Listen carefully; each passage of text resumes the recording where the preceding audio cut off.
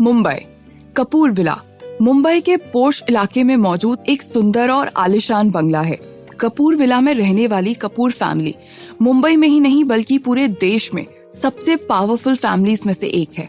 इस फैमिली की नींव कपूर फैमिली के सबसे बड़े हेड जीवन कपूर ने रखी थी, जो रिश्ते में रोहन के दादाजी हैं। कपूर फैमिली में रोहन के दादाजी जीवन कपूर हैं, जो फिलहाल 23 साल से राजस्थान के जोधपुर शहर में रहते हैं। वहाँ पर भी उनका एक सबसे बड़ा बंगला है। बंगला तो सिर्फ कहने को है, वो बंगला नहीं बल्कि पूरा का पूरा एक आलीशान महल है। दरअसल जीवन कपूर रहने वाले तो ऋषिकेश के ही थे, लेकिन जब बचपन में किसी सड़क हादसे में उनके माता पिता चल बसे, तब वो अपने ही घर में अपने सगे चाचा चाची के साथ रहने लगे। लेकिन उनके चाचा चाची बहुत लालची थे। वो तो उस घर को हड़पने के चक्कर में जीवन कपूर को अपने साथ रख रहे थे। घर ज्यादा बड़ा भी नहीं था, बल्कि 2 कमरे का छोटा सा एक पुराना मकान था। लेकिन उस जमाने में इतना छोटा मकान भी किसी हवेली से कम नहीं होता था।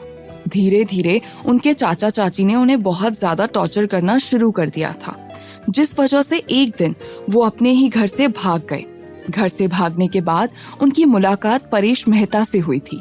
परेश मेहता एक अनाथ थे, जो उस वक्त एक अनाथालय से भागकर आए थे, और उसी दौरान वो रास्ते में जीवन कपूर से मिले। दोनों का इतनी बड़ी दुनिया में अपना कहने को कोई नहीं था, इसीलिए दोनों ने एक दूसरे को ही अपना परिवार मान लिया।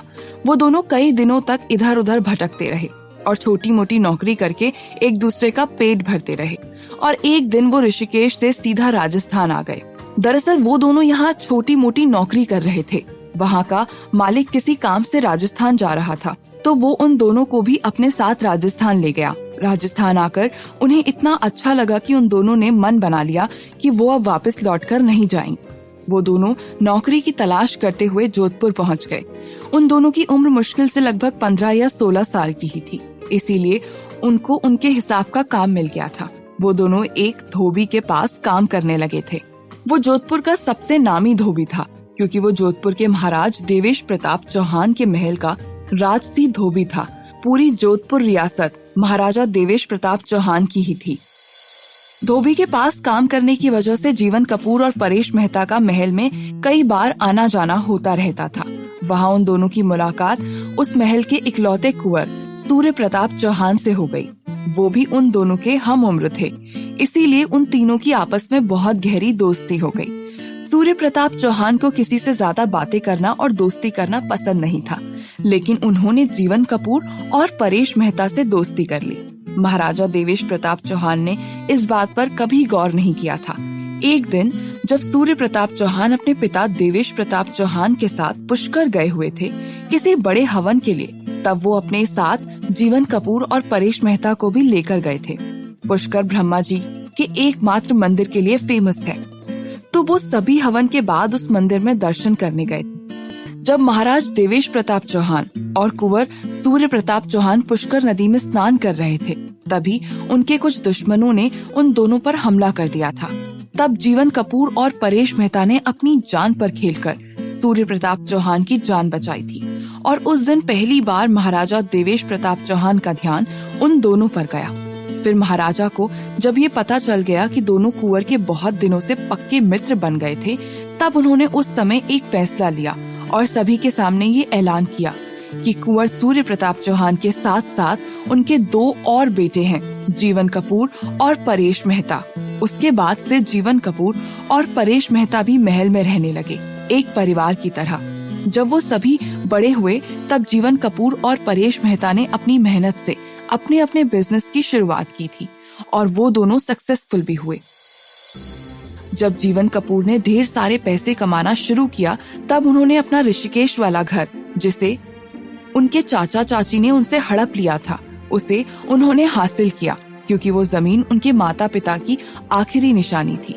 फिर उन्होंने उस घर को तुड़वा कर उसके आसपास की ज्यादातर जमीन खरीदकर एक आलीशान घर बनवाया, जिसके आउट हाउस में प्रेजेंट में शुचिता जी, चाहत और तन्वी रह रहे थे।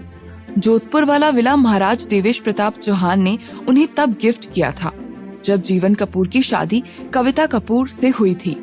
ऐसा ही घर महाराजा देवेश प्रताप चौहान ने परेश मेहता को भी गिफ्ट किया था। उनकी सुमित्रा मेहता के साथ शादी होने पर। फिर शादी के कुछ सालों के बाद जीवन कपूर अपना एक नया बिजनेस मुंबई में भी शुरू करने आ गए और तभी उन्होंने मुंबई में कपूर इंडस्ट्री और कपूर विला की नींव रखी थी। कपूर विला में फिलहाल कुछ ही सदस्य थे। जीवन कपूर जो इस घर के सबसे बड़े सदस्य हैं, उनकी पत्नी कविता कपूर इस विला में रहती है। जीवन कपूर के छोटे बेटे प्रशांत कपूर की पत्नी कीर्ति कपूर और उन दोनों के बच्चे श्रेया कपूर और निशांत कपूर रहते हैं। कीर्ति कपूर के बड़े भाई का बेटा निहाल मल्होत्रा भी उन सभी के साथ इस विला में ही रहता है। कीर्ति कपूर के बड़े भाई और भाभी की कार एक्सीडेंट में मौत हो जाने के बाद कीर्ति कपूर अपने बड़े भाई के इकलौते बेटे को अपने साथ अपने घर लेकर आ गई थी। वही जीवन कपूर के सबसे बड़े बेटे रेहान कपूर और बहू माया कपूर के दोनों बेटे रियान कपूर और रोहन कपूर भी इस विला में रहते हैं। रियान कपूर और माया कपूर की 23 साल पहले कार एक्सीडेंट में मौत हो चुकी है। माया कपूर के छोटे भाई कार्तिक कुंद्रा वो भी अपनी फैमिली के साथ इसी विला में रहते थे, लेकिन 23 साल पहले रिहान कपूर और उनकी पत्नी माया कपूर की कार एक्सीडेंट में मौत हो गई थी। तब से जीवन कपूर जोधपुर वाले घर में रहने चले गए थे और उनके साथ साथ कार्तिक कुंद्रा अपनी पूरी फैमिली यानी पत्नी सुगंधा कुंद्रा, बेटी शिप्रा कुंद्रा और बेटे रोहित कुंद्रा के साथ रहने चले गए थे। वैसे उनके अपने पिता का घर दिल्ली में है, जहां वो साल में एक बार चले जाते हैं और ज्यादातर वो घर बंद ही रहता है, लेकिन जब भी रोहन या कोई भी दिल्ली जाता है तो उसी घर में रहता है। गुड्डी भीखपुर विला में सभी के साथ रहती है। 3 साल पहले कविता जी गुड्डी को कपूर विला में लाई थी, क्योंकि उनकी गाड़ी से गुड्डी का एक्सीडेंट हो गया था, जिस वजह से गुड्डी की याददाश्त चली गई थी। कविता कपूर के साथ साथ सभी ने गुड्डी की फैमिली को ढूंढने की पूरी कोशिश की, लेकिन कोई फायदा नहीं हुआ। इसीलिए कपूर विला में लोगों ने उसे लीगली अडॉप्ट कर लिया। उस समय गुड्डी की उम्र लगभग 15 या 16 साल तक थी। तो आज इस कपूर विला में 2 नए और मेंबर्स रहने आ रही हैं, चाहत और तन्वी, जिनके आने की खबर निशांत ने अभी थोड़ी देर पहले कीर्ति कपूर यानी अपनी मॉम को फोन पर दी है और वो यही खबर प्रशांत जी को सुनाने अपने रूम से निकलकर नीचे हॉल में जा रही है। कपूर विला सुबह के 6 बजे। सीढ़ियों से उतरती हुई कीर्ति जी ने नीचे हॉल में सोफे पर बैठे प्रशांत जी को आवाज देते हुए कहा, सुनिए। कीर्ति जी की आवाज सुनकर प्रशांत जी, जो चाय के साथ साथ न्यूज़पेपर पढ़ रहे थे, वो कीर्ति जी की तरफ देखने लगते हैं और उनसे कहते हैं, कहिए क्या हुआ है कीर्ति। कीर्ति जी उनके पास सोफे पर बैठते हुए बोली, वो अभी निशु का कॉल आया था। वो माँ और गुड्डी ऋषिकेश से मुंबई एयरपोर्ट पर पहुँचने वाले हैं। उनके साथ तन्वी और चाहत भी आई हैं। माँ ने परसों शाम को बताया था कि तन्वी और चाहत अब से हमारे साथ ही रहेंगी। आप 1 हफ्ते के लिए सिंगापुर गए हुए थे, इसीलिए मैं आपको बताना भूल गई थी। कीर्ति जी की बात सुनकर प्रशांत जी ने मुस्कुराते हुए कहा, अच्छा, मतलब वो दोनों बदमाश हमारे साथ यहाँ रहने आ रही हैं। चलो अच्छा ही है, कम से कम हमारे इस घर में थोड़ी चहल पहल तो होगी, नहीं तो इस बड़े से घर में इतने लोग होने के बावजूद भी हमेशा खामोशी और उदासी ही छाई रहती है। कीर्ति जी प्रशांत जी के हाथों से न्यूज़पेपर लेते हुए उनसे बोली, सही कहा आपने, इस घर के बच्चे जब से बड़े हुए हैं ना, तब से वो सभी भूल गए हैं कि ये उनका अपना ही घर है। रोहन और रिवान को ही ले लीजिए, दोनों पिछले 5 सालों से 2 या 3 महीने में 1 या 2 दिन के लिए यहाँ आते हैं और कई दिनों तक अपनी शक्ल ही नहीं दिखाते हैं। वही वो नालायक निहाल, जो ज्यादातर समय रोहन के साथ ही रहता है या फिर अपनी कंपनी में, और अपने निशांत को भी बिजनेस के कामों में फुर्सत नहीं मिलती। वहीं दूसरी तरफ हमारी श्रेया पहले कॉलेज और फ्रेंड्स के साथ बिताने में ही पूरा दिन निकाल देती थी, लेकिन अब 2 साल से जब से उसने फैशन डिजाइनिंग में अपना करियर बनाया है, तो वो दिन भर अपने स्टूडियो और फैशन इवेंट्स में ही बिजी रहती है। और ये गुड्डी ज्यादातर कॉलेज या फ्रेंड्स के साथ ट्रिप में ही बिजी रहती है। बड़ी मुश्किल से इस बार वो माँ के साथ ऋषिकेश गई है, लेकिन अब जब वापस आएगी तब हफ्तों तक इसकी शक्ल भी देखने को नहीं मिलेगी। और एक शान है जो रोहन और निहाल के साथ ही हर दम रहता है। आप जानते हैं, आज सुबह दिशा दीदी का कॉल आया था। प्रशांत जी ने अपने हाथ में पकड़े चाय के कप से चाय की एक चुस्की लेते हुए उनसे पूछा, क्या कह रही थी दीदी?